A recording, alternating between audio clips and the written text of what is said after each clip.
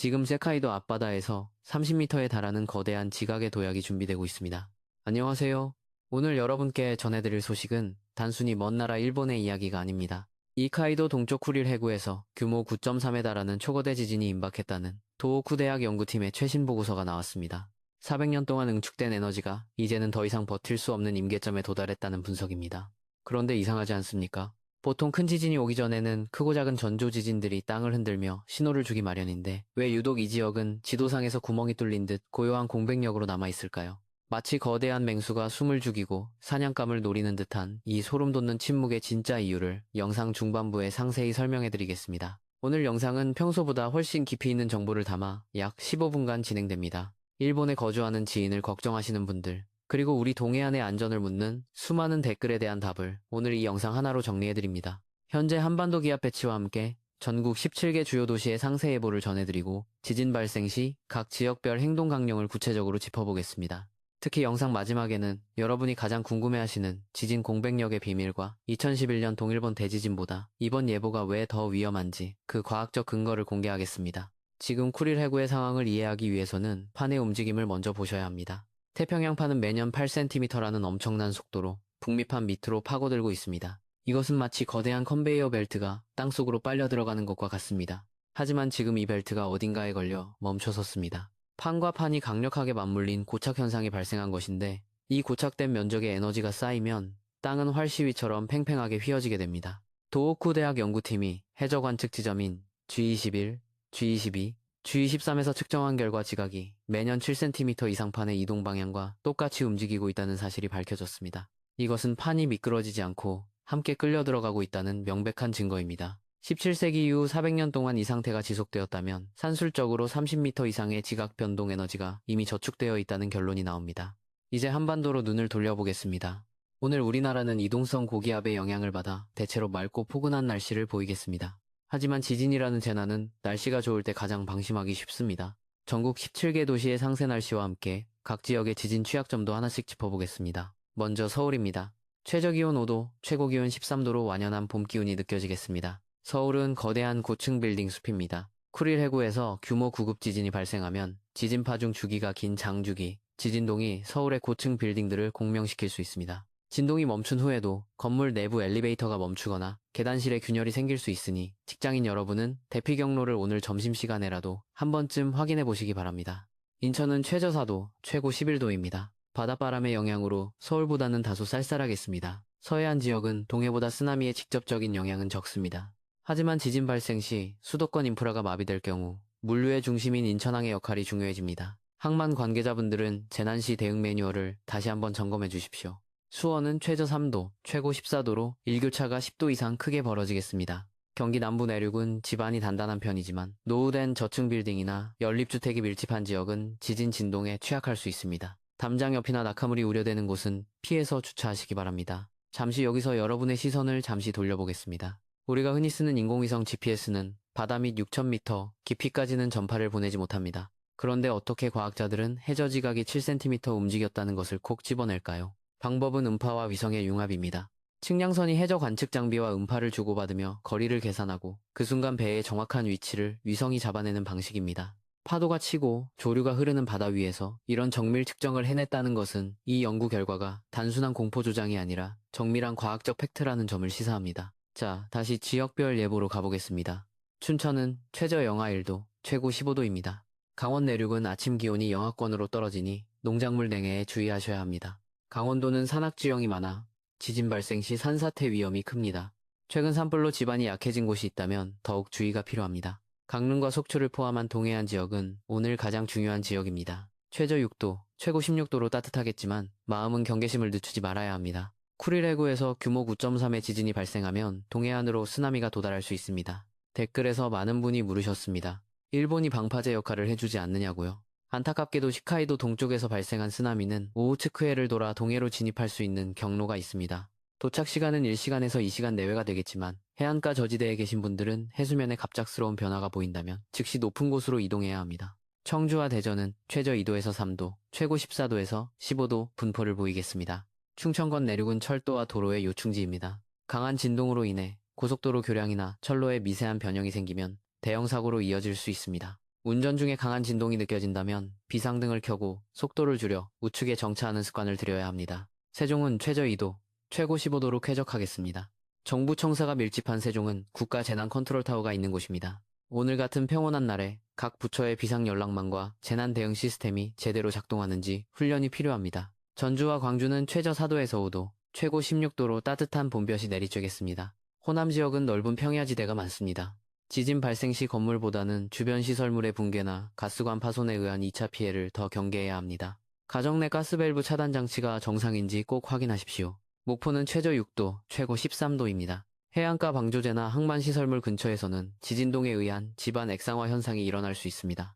땅이 마치 캣처럼 변하는 현상인데 해안가 건설 현장에서는 집안 보강 상태를 점검해 보시기 바랍니다. 대구는 최저 3도, 최고 17도로 오늘 전국에서 가장 따뜻한 낮 기온을 기록하겠습니다. 분지 지형인 대구는 지진파가 빠져나가지 못하고 갇히면서 진동이 오래 지속되는 특성이 있습니다. 포항 지진 당시 대구에서도 큰 흔들림이 느껴졌던 이유입니다. 지진 발생 시 당황해서 밖으로 뛰어나가기보다는 우선 탁자 밑으로 들어가 몸을 보호하는 것이 상책입니다. 부산과 울산은 최저 7도에서 8도, 최고 15도 내외가 되겠습니다. 대한민국 최고의 해양 도시인 만큼 쓰나미와 지진동에 대한 대비가 상시로 이루어져야 합니다. 특히 해운대나 마린시티 같은 초고층 주거단지는 지진감지 센서가 예민하게 작동합니다. 관리사무소에서는 입주민들이 당황하지 않도록 안내방송 체계를 다시금 점검해 주시기 바랍니다. 창원과 진주는 최저 4도에서 6도, 최고 16도입니다. 경남 남해안 지역도 지진의 여파에서 자유로울 수 없습니다.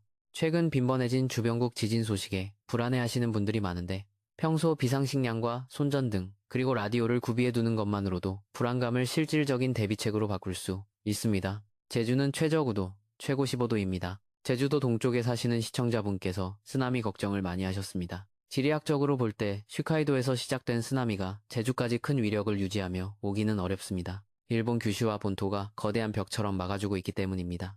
다만 지진 규모가 9.3을 넘어서게 되면 해류의 변화로 인해 양식장이나 해안가 시설물에 미세한 피해가 있을 수 있으니 재난 문자에 항상 귀를 기울여 주십시오. 마지막으로 울릉도와 독도는 최저 7도, 최고 11도입니다.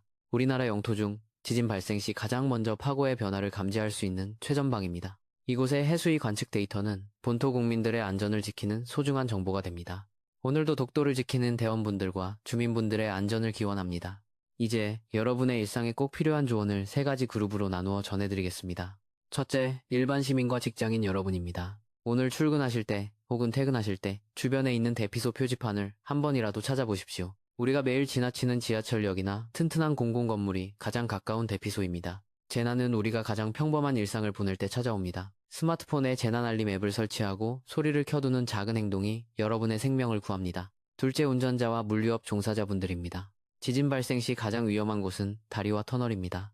영동대교나 서해대교처럼 긴 교량 위에서 진동을 느낀다면 급브레이크를 밟지 말고 천천히 속도를 줄여야 합니다. 터널 입구 근처라면 낙석의 위험이 있으니 터널을 완전히 빠져나가거나 안전한 곳에 정차한 뒤 차키를 꽂아둔 채로 대피해야 합니다.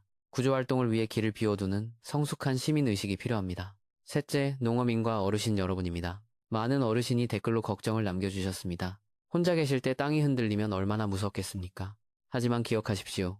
가장 먼저 하실 일은 머리를 보호하는 것입니다. 두꺼운 방석이나 베개로 머리를 감싸고 튼튼한 식탁 밑으로 들어가십시오. 진동이 멈춘 뒤에 가스와 전기를 차단하고 밖으로 나가셔도 늦지 않습니다. 농민분들은 비닐하우스나 축사 주변의 집안 침하 여부를 수시로 확인해 주시기 바랍니다. 자, 이제 드디어 여러분이 가장 궁금해하셨던 지진 공백력의 비밀을 풀어드리겠습니다. 지도를 보면 다른 곳은 점들이 빽빽하게 찍혀 지진이 자주 나고 있는데 유독 쿠릴 해구 특정 구간만 하얀 빈칸으로 남아 있습니다. 이것은 판이 너무나도 단단하게 고착되어 있어서 작은 힘으로는 꿈쩍도 하지 않는다는 뜻입니다.